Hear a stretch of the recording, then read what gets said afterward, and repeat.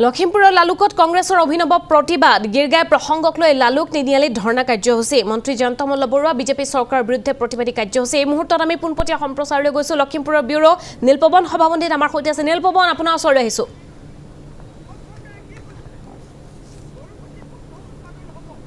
হয় হিমাশ্ৰী চাওক যে কংগ্ৰেছৰ প্ৰতিবাদ চলিছে গিৰগাই প্ৰসংগক ৰাজ্য উত্তাল হৈ আছে আৰু আজিৰ তাৰিখত লালুকত এয়া কংগ্ৰেছৰ প্ৰতিবাদ কাৰ্যসূচী গ্ৰহণ কৰিছে আৰু মন্ত্ৰী জয়ন্ত মল্ল বৰুৱা অসম চৰকাৰৰ বিৰুদ্ধে তেওঁলোকে প্ৰতিবাদ কৰিবলৈ ওলাই আহিছে আমি পোনপটীয়াভাৱে এই দৃশ্য দেখুৱাইছোঁ যে লালুকৰ এই বজাৰ চাৰিআলিত তেওঁলোকে একগোট হৈ তেওঁলোকে আজি এই গিৰগাই যি প্ৰসংগ আছে সেই প্ৰসংগক লৈ তেওঁলোকে প্ৰতিবাদ সাব্যস্ত কৰিছে আৰু আমি কথা পাতিব বিচাৰিছোঁ ৰায় বিচাৰিছে জনতাই সিদ্ধান্ত বিচাৰিছে আমাক হিচাপ লাগে হিচাপ দিয়ক পদ্ম হাজৰিকা নিমাতী কন্যা হৈ থাকিলে নহ'ব তেখেতে মাতিব লাগিব গৰুসুটি ৩০০জনী গাই আনিছিলে ৯০জনী ৰঙিয়াত হেৰালে কোনোবাই কৈছে এতিয়া গোহালিটো সৰু আছিল এখন চৰকাৰৰ গোহালিয়েই যদি সৰু আছিল ৩০০জনী গাই লৈ আনিব লাগিছিল কিয় আৰু কালি যি সংবাদ মাধ্যমত প্ৰচাৰ হৈ আছে আমিও যিবিলাক তথ্য আহৰণ কৰিছোঁ গৰুসুটিৰ পদ্ম হাজৰিকাৰ ভাষ্য আৰু জয়ন্ত মল্ল বৰুৱাৰ ভাষ্য কোনো কাৰণত নিমিলে এই ভাষ্যটো ক'ৰ পৰা আহিল আজি তেওঁবিলাকে কৈছে এই কথাটো এৰিব লাগে আমি নেৰোঁ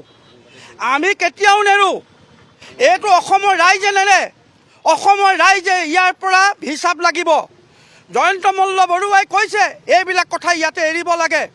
আমি সকীয়াই দিব বিচাৰিছোঁ আপোনালোকেও বহুত কথা অনাহকত গাই বাই থাকে সেইবিলাক মানুহৰতো পৰিয়াল থাকে আজি আপোনাৰ পৰিয়ালৰ ছোৱালীলৈ মনত পৰিছে বেলেগৰ পৰিয়ালৰ কন্যা শিশুলে আপোনাৰ মনত নপৰে কি বুজাব বিচাৰিছে এনেকুৱা এখন চৰকাৰ হৈছে মাফ খুজিব লগা হৈছে ক্ষমা খুজিবলগীয়া হৈছে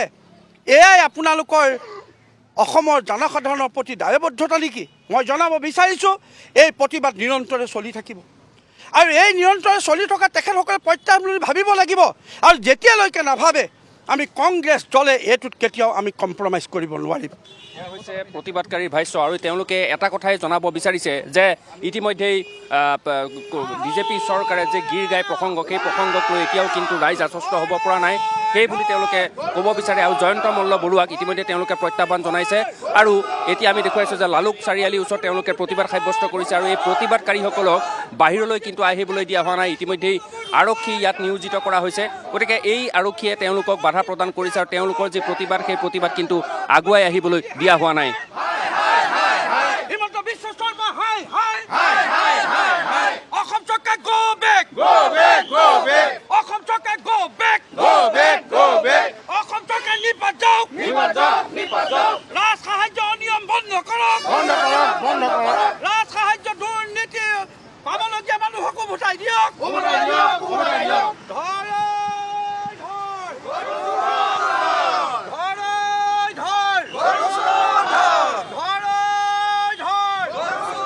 প্ৰতিবাদকাৰী আজি মন্ত্ৰী জয়ন্ত মল্লৰ বিৰুদ্ধে তেওঁলোকে গ্ৰেপ্তাৰৰ দাবী তুলিছে আৰু তেওঁলোকে প্ৰতিবাদ সাব্যস্ত কৰিছে আমি কথা পাতিব বিচাৰিছোঁ হয় হয় আমি বিচাৰিছোঁ অসমৰ যিখিনি পাবলগীয়া প্ৰাপ্য মানুহখিনিয়ে যিখিনি ৰাজ সাহাৰ্য প্ৰদান কৰা হৈছে ৰাজ সাহাৰ্য অকল মন্ত্ৰী বিধায়কৰ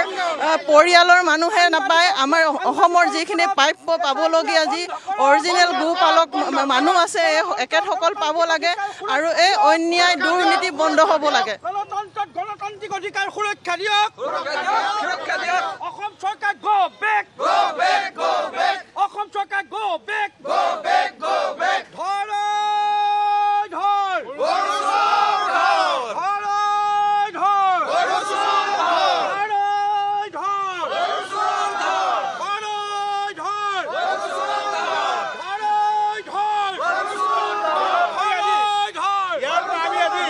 সংবাদ মাধ্যমৰ যোগেদি অসম চৰকাৰক জনাব বিচাৰিছোঁ অসমৰ মুখ্যমন্ত্ৰী ডাঙৰীয়াই মানে সংবাদ মাধ্যমে জনাইছে যে যদিহে তেওঁলোকৰ মন্ত্ৰী পদ অৱসৰ হয় তেতিয়াহ'লে তেওঁলোকে ক'ৰ পৰা খাব সেইটো মানে স্বয়ং মুখ্যমন্ত্ৰীয়ে কৈছে কিন্তু তেওঁলোকে ভবা উচিত যে যিসকল কৰ্মচাৰী অসমৰ অৱসৰ লোৱাৰ পাছত ভিক্ষাৰী হৈছে সেইসকলৰ কথা চিন্তা কৰিছেনে নাই সেইসকলে ক'ৰ পৰা খাব তেওঁলোকে চিন্তা কৰিছেনে নাই গতিকে এইখন চৰকাৰৰ নীতি এক নহয় তেওঁলোকৰ নীতি হ'ল তেওঁলোকৰ বিজেপিৰ কাৰণে এটা নীতি বেলেগৰ কাৰণে এটা নীতি আৰু তেওঁলোকৰ চৰকাৰৰ মন্ত্ৰীসকলৰ এটা নীতি আৰু যিসকল প্ৰজাসকলৰ কাৰণে এটা নীতি গতিকে এইখন চৰকাৰ নীতি এক হ'ব লাগে তাৰ কাৰণে আমি প্ৰতিবাদ জনাইছোঁ আৰু মুখ্যমন্ত্ৰীয়ে কোৱা যিটো কথা তেওঁ যদি মানে মন্ত্ৰীসকলক অৱসৰত মানে তেওঁলোকে ক'ৰ পৰা খাব ভাবিছে, গতিকে বাকীসকলৰ অসমৰ কৰ্মচাৰী বিভিন্ন ধৰণৰ কৰ্মচাৰী আছে অৱসৰ লৈ, সেইসকলৰ কথা ভাবিবলৈ আমি এই সংবাদ মাধ্যমৰ যোগেদি আমি জনাইছোঁ। আৰু এয়া হৈছে প্ৰতিবাদ। আমি দেখুৱাইছোঁ যে গীৰগাই যি প্ৰসংগ আছিলে সেই প্ৰসংগক লৈ এতিয়াও উত্তাল হৈ আছে ৰাজ্য। আৰু এইদৰে প্ৰতিবাদী কাৰ্যসূচী ৰূপায়ণ কৰা হৈছে লখিমপুৰত। আপোনাক ধন্যবাদ জ্ঞাপন কৰিছোঁ নীলপৱন। এয়া প্ৰতিবাদী কাৰ্যসূচী আমি দেখুৱালোঁ পোনপটীয়া সম্প্ৰচাৰত। এইদৰে প্ৰতিবাদ সাব্যস্ত কৰিছে কংগ্ৰেছে।